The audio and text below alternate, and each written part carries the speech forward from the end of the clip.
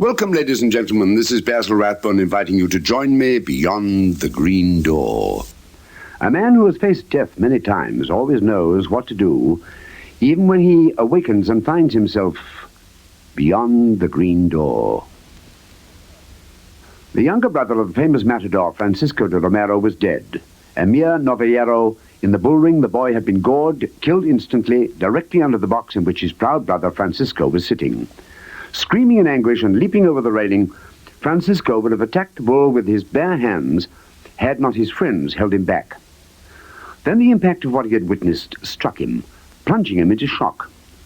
From the moment he screamed in anguish, his voice was stilled. He could not speak, nor understand, nor apparently recall a single incident of his past life. The combined efforts of the finest doctors available met with no success. Francisco could recall absolutely nothing, nor could he utter a single syllable. And so, at its very zenith, his great career seemed ended.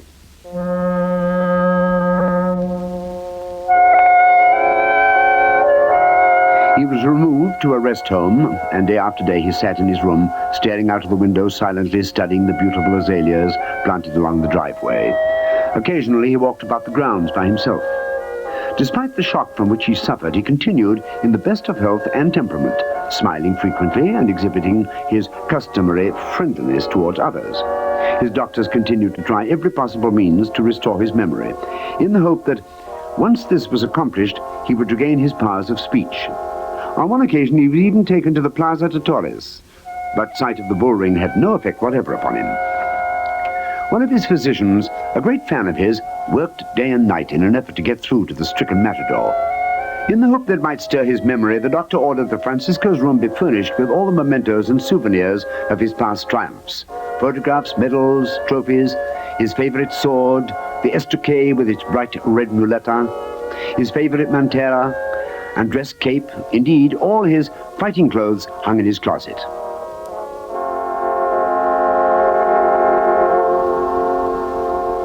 One afternoon, the doctor even assisted Francisco in getting into his silken jacket, waistcoat, and knee-length skin-tight trousers.